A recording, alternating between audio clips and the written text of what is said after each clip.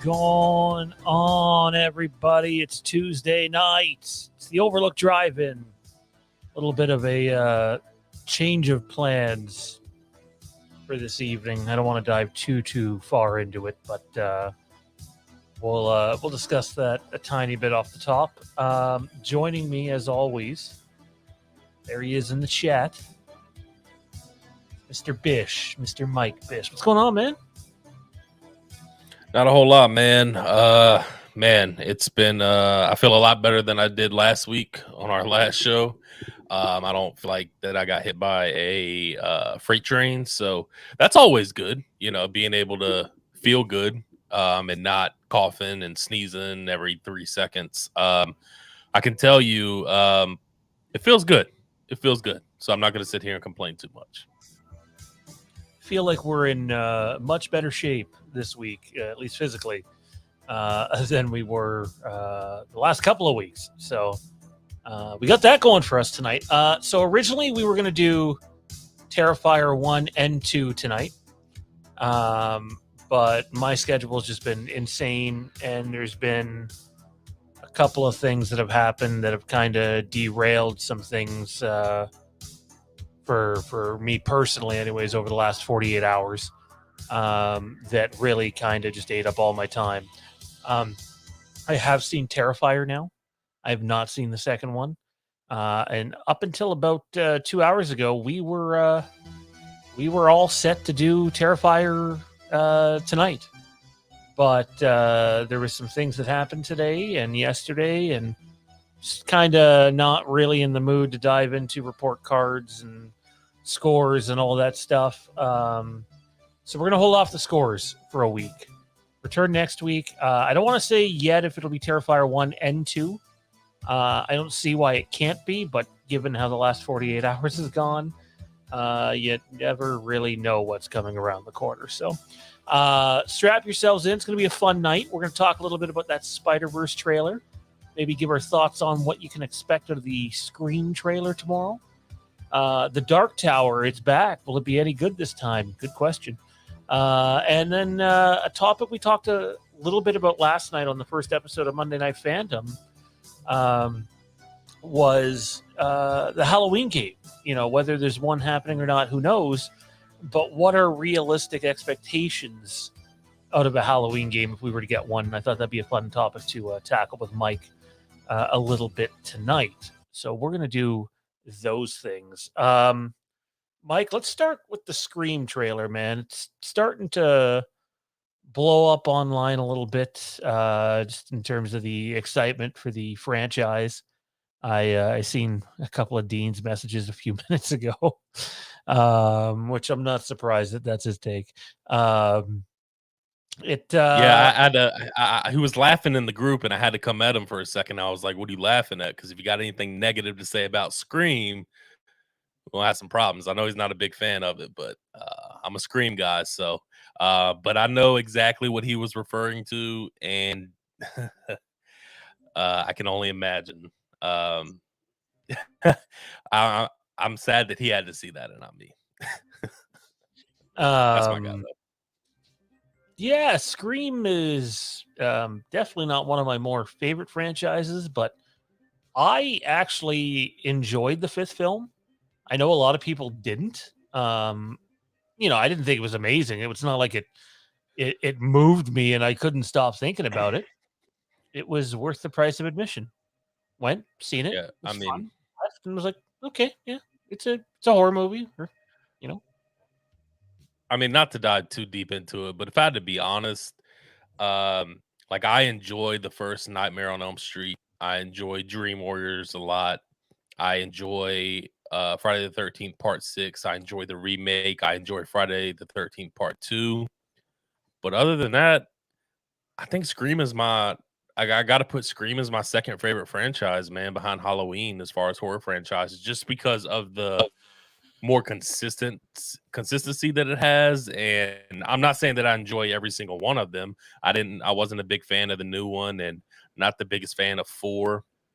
But I think as far as consistency and at least being solid product, like there are films in the Friday the 13th and Nightmare on Elm Street series that I just think are straight dog shit. No offense, but to anybody who loves those series. And again, there's movies that I love. You know what I mean? In those series, I love Jason, I love Freddy, but as far as overall franchises go, I would say Scream is the better made entirety as far as franchise goes above those two. Yeah, I was always higher on Scream than Nightmare, which I'm sure is gonna piss off some of our audience. Um, I can't say I was higher on Scream than Friday simply because I quite like Jason and, Ghostface is all different people, right? So, although apparently Yeah. they're all most clumsy killers ever, so there's that too. Um, Yeah, man, they should that's one thing they should do is those killers they should have taken some classes on not to be so clumsy, running into walls and tripping on a piece of watch lint out on for the that couch. floor. Yeah. Oh, man. I remember when that first scary movie came out. Oh man, it was I don't care what anybody says. It's a gold comedy for me. I just love when they're in the house and he like hides behind the couch and his feet are poking out and it's just like that is like hilarious because it kind of reminds me of Ghostface in the real movies tripping over literally everything. Yeah, it's a bit over the top at times, in my opinion. But, I so this is what I've heard about the trailer, and this is prior to today. Mike, I know you've heard some things, so maybe you can tell me if any of this is right or not. I heard it's short. I know you confirmed that in the message, but I heard it shows like a lot of shots of New York. There's a lot of like um, area shots, if you will, plate shots even, um, and there's a little bit of Ghostface and it doesn't show a lot. It's short. It's a short teaser. But I heard New York is pretty prominent in the trailer. Yeah. I don't want to spoil it for anybody. Um, but kind of just some real quick hitters. You're right, New York is very prominent in this teaser, which I love. I think I'm really excited to see Ghostface in New York. I'm interested to see how that is. I don't know if anybody in here has ever been in New York, but uh, going down into the subway at night is one of the scariest things in the world in New York City. So I think it's going to fit this movie pretty well. The emoji that the Scream Twitter account tweeted was the subway for New York. Now I don't know if that means they're just going to tease New York in general, or if they're going to add a subway scene in the teaser. But I will tell you, going in the subway in New York is actually uh, scary. It's very small. Those rats that you see in the movies that are the size of small dogs, that is a real thing. That is something that the movies do not lie about. I saw the biggest rat in my life in a New York subway. But yeah, New York is very prominent in this. You do get a glimpse of Ghostface in this teaser, but the length of it is, I think, it's 59 seconds. So it kind of reminds me of the Halloween Ends teaser that we got, which I loved. I love the length of it. I don't think it's going to be you're going to see as many great shots in that teaser as you did in the Halloween Ends one. But the lengthwise is 59 seconds. You do see a glimpse of Ghostface in the teaser towards the end. And that's kind of all I'll say for now. You on mute? I'm very confident that this Scream movie is going to be better than Halloween Ends. Like I'm extremely confident. I don't know about the teaser, but I think the movie in general will be a better horror movie, a better franchise movie, more so. I mean, I hope so. I mean, I wasn't the biggest fan of Halloween Ends, but we talked about it having its quality just as far as acting, cinematography. I'm a big Scream guy. It's no secret. Again, I think I said at the beginning it's my second favorite franchise. I just wasn't the biggest fan of this new entry. I really hope Jenna Ortega is a lot more involved in this film than she was in the first film. But we'll see. We'll see how it goes. I'm interested to see it. I said this again. It gets me every time, Sean. I wasn't the biggest fan of the new Scream movie, but yet here I am excited for this teaser. I wasn't the biggest. I loved Halloween Kills, but for some reason my hype level just wasn't there for Halloween Ends. But around that trailer teaser time, I was hype again. It's just what we love, man. We love the horror genre, and I'm excited to see what we get at 9 a.m. Eastern tomorrow morning. My expectations are not super high, but I do again, I think it'll be a better film than the Halloween Ends was. Is there anything you want out of this movie? When I asked you last time for the other one, we were both not the biggest fans of 4. I think I've warmed up to it a tad bit, but I still don't enjoy watching it.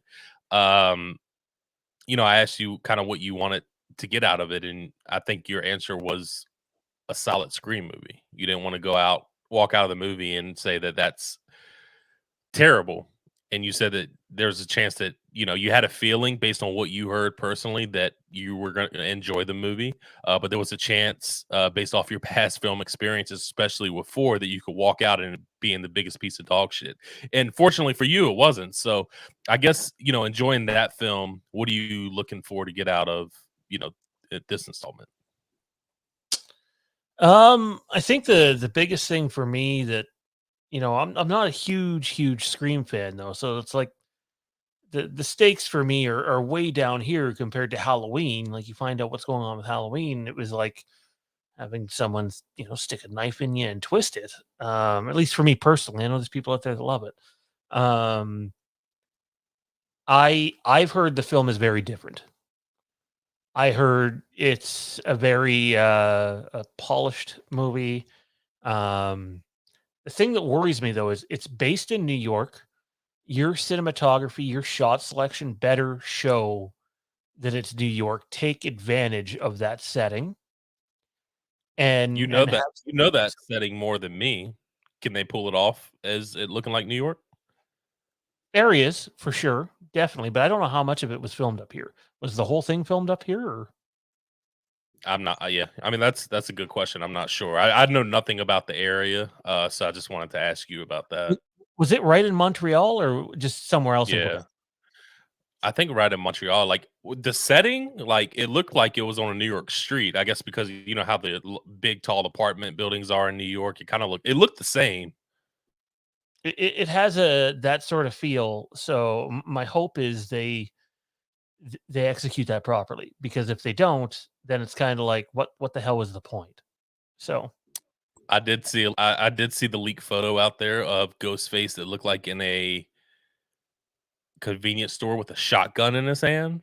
yep. I thought that was pretty interesting. That got me excited. We're not used to seeing, these slashers use guns like that. I mean, Scream we have a couple of times, like, but for the most part, at least in Suit, we really haven't.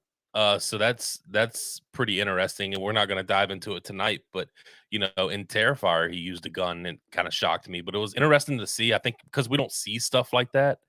So I'm interested to see how different it is, and that's a small nod to how different it can be.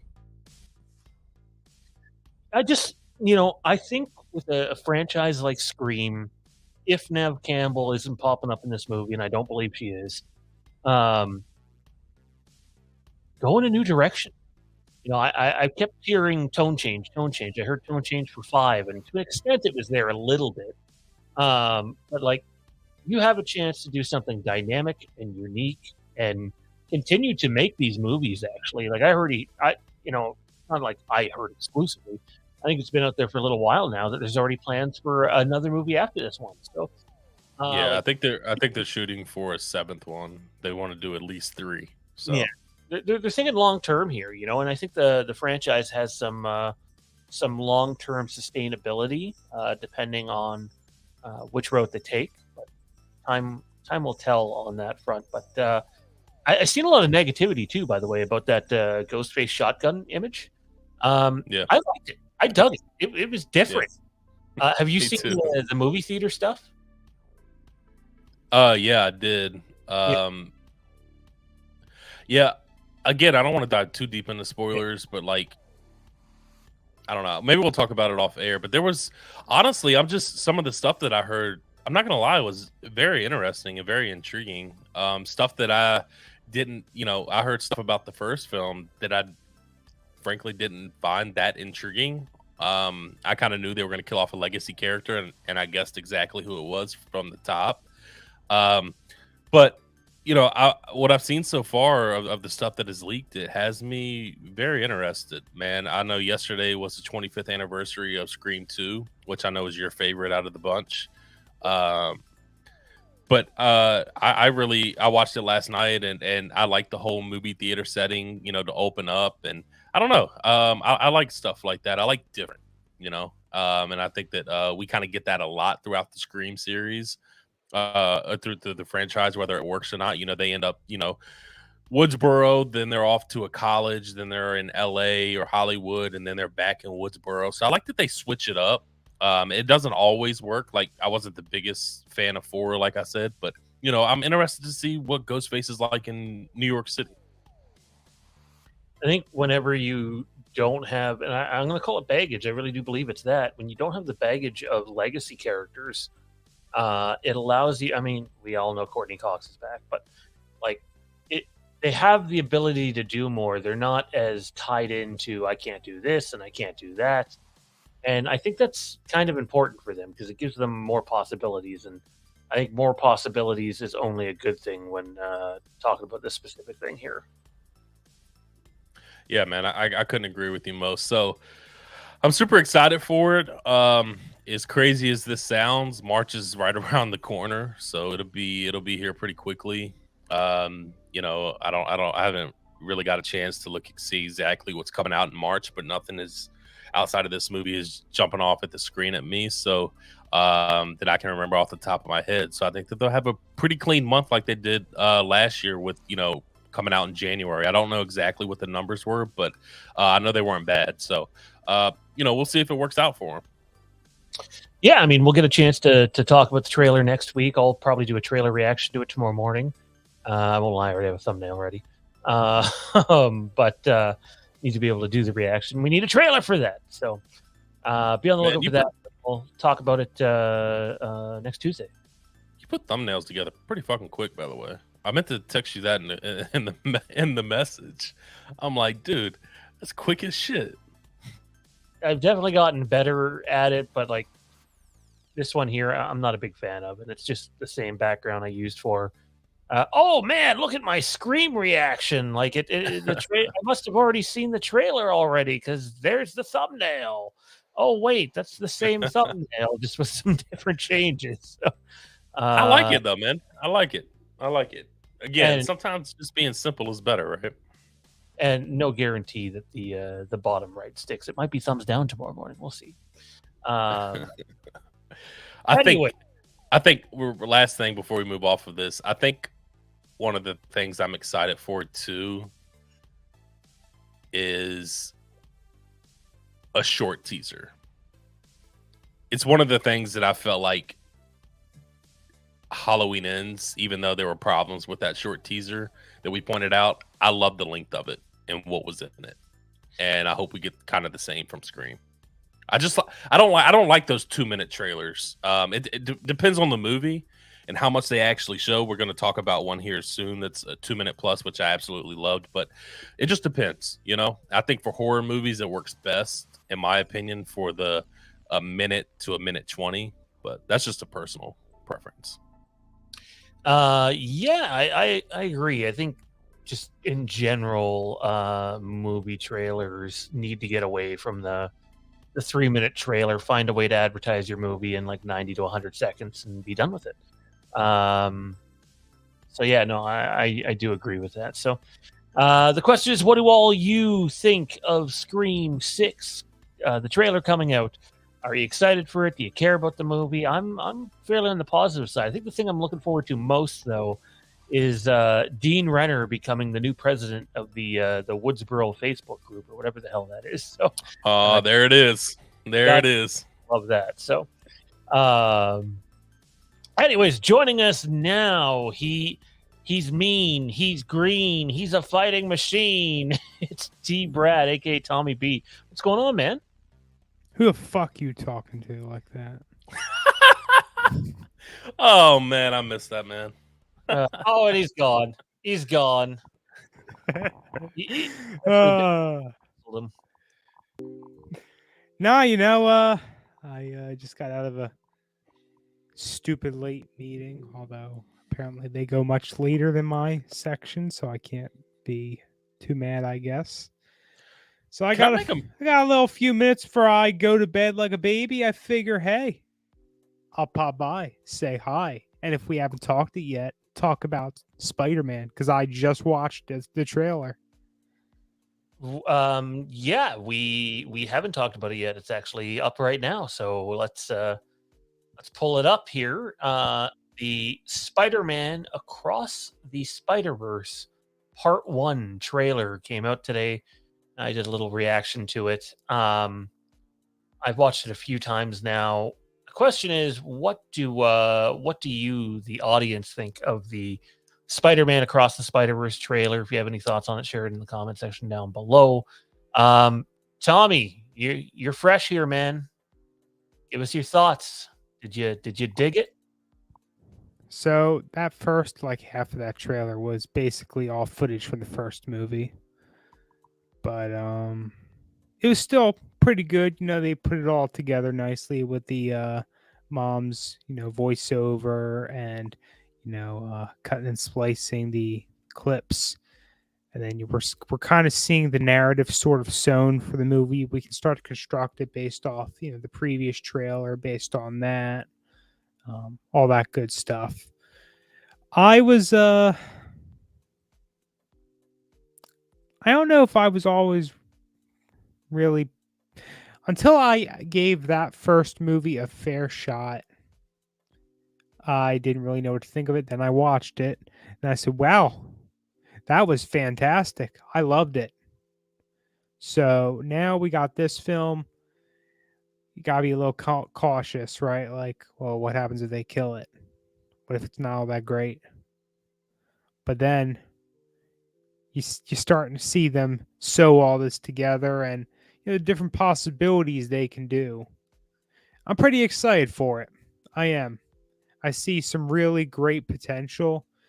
I don't know if I can't say this authoritatively, but if I remember correctly, this whole, Spider-Verse thing, cross Spider-Verse into the Spider-Verse, these are original stories, right?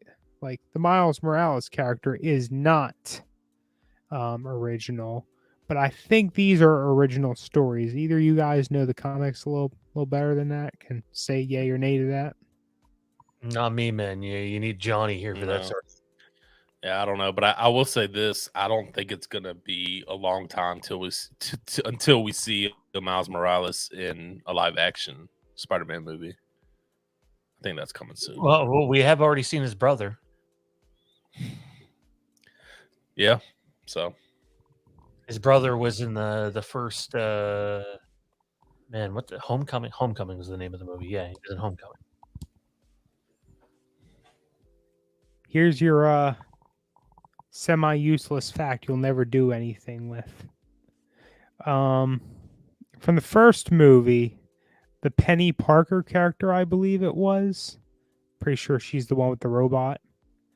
Yeah, that character was like co-created by Gerard Way, that lead singer for My Chemical Romance, also behind the Umbrella Academy comic. Nice. There's a nice little piece of information they never do anything with. Toronto Freddy's The Spider-Verse is from the comics, Tommy. I'll say this: I don't know if like the story they're telling has I'm been talking about the story in general. Yeah. but like there was the whole Madam Web thing at the end of the mid '90s Spider-Man cartoon where you had different versions of Spider-Man and Uncle Ben and stuff coming back. So something along those lines have happened, but I don't know if the story they're telling now is completely fresh or not. Yeah, I was thinking that story itself is right. Obviously, at least some of the characters are original. Some of the Spider-Men and all that, Spider-Woman, all that good stuff. They are original. So But the story, the narrative, it's the web it's creating, if you want to say it that way, right? I think that's original. the trailer did its job and got you excited. Yeah. Yeah, I mean, I did need a trailer to get me excited for this. So I'll check it out. I don't remember the release date since it got delayed. What's it? What are we looking at right now? June 2nd. Damn, that's still too fucking far away. Oh well, there's some good Marvel stuff coming. So we'll see. Marvel. Tommy and his friggin' Marvel fetish. Marvel can do no wrong. Ooh, Tommy. Hey, hey, don't you fucking kink shame. Wait, what kind of Marvel are you watching? The Mike, kind we don't need to talk about live. Mike, what did the trailer do for you, man? Listen, man, I was excited from the jump. I was kind of on the same boat as Tommy. I've never really been the biggest I don't know. I'm more of a live action person in general. So I just didn't think I would like the first movie. I really didn't, and I watched it. I know we disagree on this. I think I'm pretty positive we disagree on this, Sean. I know we do. But I have it as the second best Spider-Man movie in my ranking. And that's kind of shocking for me because I just never in my wildest dreams thought that would be possible. And it was, man. I love it. Yeah, so, I think the biggest thing for me is, again, I'm worried that I don't want to say I'm worried. It's just there's a good chance that it's not going to live up to the first one, and that's okay. Like I feel like it, sequels and they don't have to be better than the first one. I mean, you would want them to, right? I mean, the creators, that's the goal. They want them to progress and be better, but usually it doesn't work out that way. But you can still make really good quality films as sequels that just aren't better than the first one, and that's totally fine. And I think that's what we're gonna get. I think when I watched this trailer, it didn't get me really more excited. I will tell you that really just like the first one and probably even more, at least for this trailer, like, man, these colors in this trailer is really what popped out to me. I'm not gonna lie, it's beautiful. I mean, the animation in this trailer is absolutely gorgeous. Probably some of the best that I've seen for animation. The colors just really, really popped. So that's really what stood out to me. But I've said it, in previous podcasts that this is one of my most anticipated movies for next year. So, that doesn't change. It doesn't go up or down or anything like that. I'm glad we got a trailer today. I didn't think it showed too much either. I see that some people were wishing that they would have showed a little bit more, but you know what? It's okay. Maybe I would like to see a little bit more too, but I think what we got was okay, and I enjoyed it, and I'm excited for it. Freddie says, or is it phase 4? I honestly have lost interest. I believe it's phase 4, and I'm right there with you. They just ended phase 4. Black Panther was the end of phase 4. Now they're moving into phase 5. Mercifully. So the new stuff in this trailer, I dug. I thought it was really, really good. And basically my trailer reaction is 2.5 minutes of me going, my God, the colors, the color palette, the way the colors come at you, the animation, it really does look impressive. However, the trailer is excessively long. You can easily cut out probably a whole minute of it and have a more effective trailer than what they gave. There was no need to show us as much of the first movie as they did. There just wasn't. And it's not just like this trailer, though. Why do we need 2.5 to 3 minute movie trailers? Like, I do not get it. You want to give like a 3 or 4 minute trailer for a TV series, like a 10 episode TV series? That's one thing. I just think they get a little excessive at times. And other than that decision to show as much as they did, I really liked everything they showed. I think it looks compelling. I think there's some surprises in store. It's only part 1 of 2, which means you're probably in for some sort of cliffhanger ending and some big whoa moment to get you back for the next one. I'm excited. I think my kids are going to dig this movie. Yeah, man, I can't wait. I'll be seeing it probably opening night. I didn't say the same about the last one. I wish I would have saw that movie in the theater. Again, I was really, really, really late to that one, so I didn't get to see that in the theater. But can you bring that graphic up that you had, Sean? Of I think it was the poster, I believe. And there is one thing on there that really gets me excited for this, and I it is don't know. down there at the left corner, and it I don't says know. what? I don't know if this is the official poster. Just so you know. No, you're fine. But it's what I'm getting to is seeing this beautiful movie in IMAX is what I'm excited about. I mean, I prefer to see everything in IMAX if possible. I don't know how well animation transitions over to something like that. I'm sure the sound design will be terrific. I mean, I think if you can see everything in IMAX, see it in IMAX. It's the best way to experience a movie for sure. Let's keep this ball rolling a little bit since Tommy's here. We'll go to this one next on the first episode of Monday Night Fandom. We talked a little bit about what a Halloween game might look like. We know there's a couple of YouTubers out there that are pretty convinced that there is one in development. I still can't get any sort of confirmation on that. But the one thing that you hear very often about these things are from different YouTube channels and fans are, well, I want this Halloween game that's just like Grand Theft Auto, you know?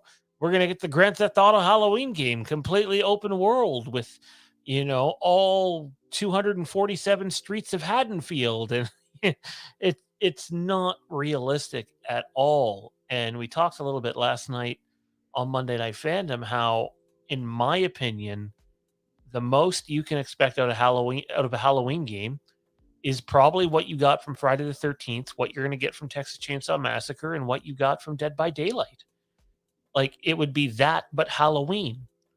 I proposed the idea, and I don't know if you fellas have played these games or not, but I proposed the idea that maybe if they're willing to invest, a significant amount of money into it, you might be able to get them to do a Telltale style game or a game like Heavy Rain or Until Dawn or The Quarry, one of those games that the story change. It's a cinematic game. The gameplay is not great, but every decision you make changes the story. It would enhance gameplay value, replay value.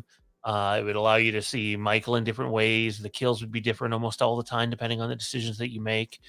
I could see that being the high end of it, but I don't think you will ever see the Halloween Grand Theft Auto game that everybody seems to go on about. I'm just curious what you guys think a Halloween game should realistically consist of.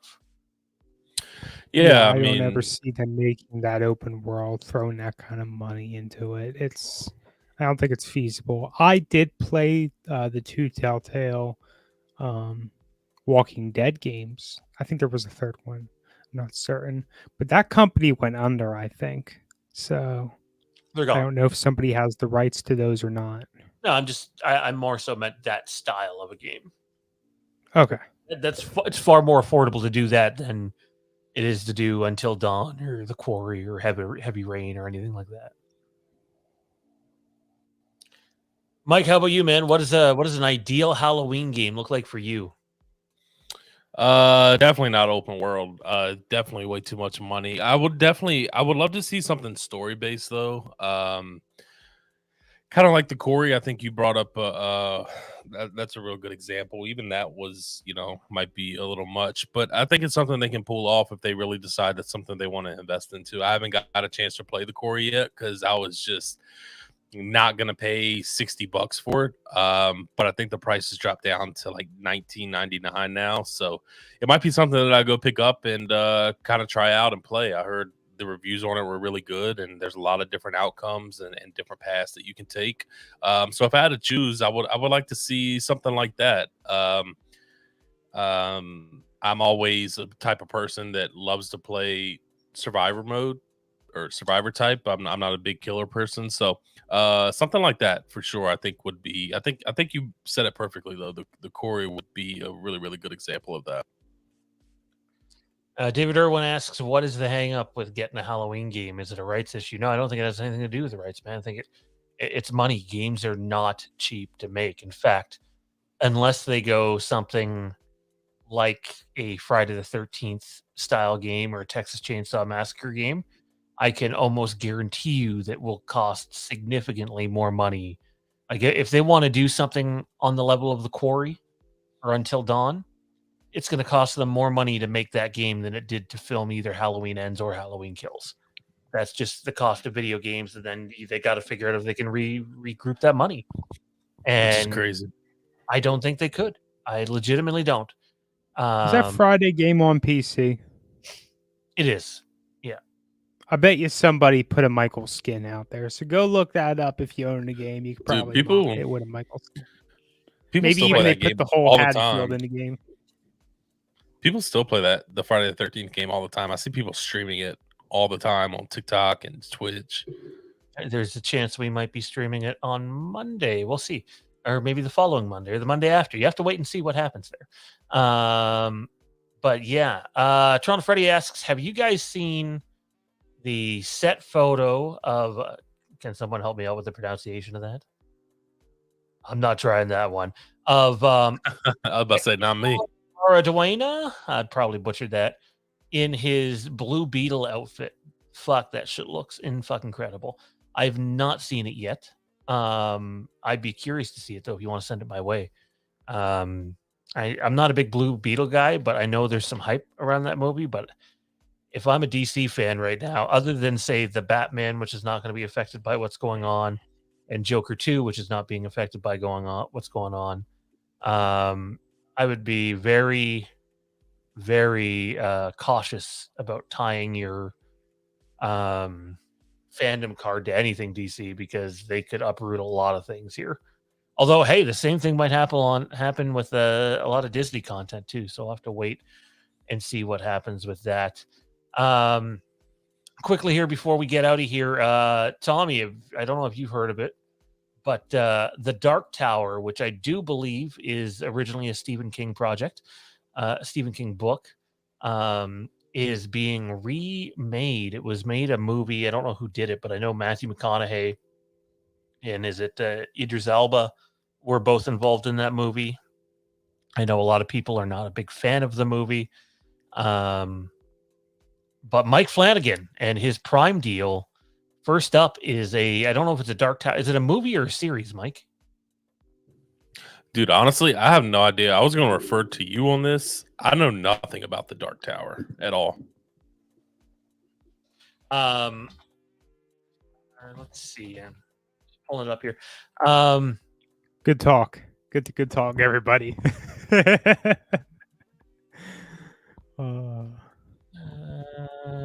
I'm trying to figure out here if it's a series or a movie. I don't know. I don't know. If anybody knows in the chat, feel free. I'd be less interested in a movie and more interested in like a limited series. Toronto Freddy says it's a series. Freddy with the deets. All the details tonight. I'm excited then. I'll say this though, if Midnight Club hadn't just come out, I'd be more excited. I was really not a fan of what Flanagan did with Midnight Club. It wasn't terrible, but I will probably never go back and watch it again, where I could easily see myself going back and watching Midnight Mass and Hush and Gerald's Game and Blind Manor. I still Hill House. So I know he has it in him, and I know he'll get a little more creative freedom over there, and probably a bigger budget too, if I had to imagine. But Mike, you're a big Netflix guy. Flanagan getting Dark Tower is a pretty big tackle for his first project, and it's probably going to be something with a little bit of a budget behind it. How do you think you'll fare? Good. I have nothing but, I can only work off, what he has done in the past, and he's done everything phenomenal in the past. I'm kind of with you. I didn't really enjoy I didn't really enjoy the Midnight Club as much as some other people did. I definitely think it's probably his weakest for sure. but not everybody is going to be perfect. And even for some people, the Midnight Club was perfect. I know people that really enjoyed it and really liked it. It was just different for me, and different from what he usually puts out.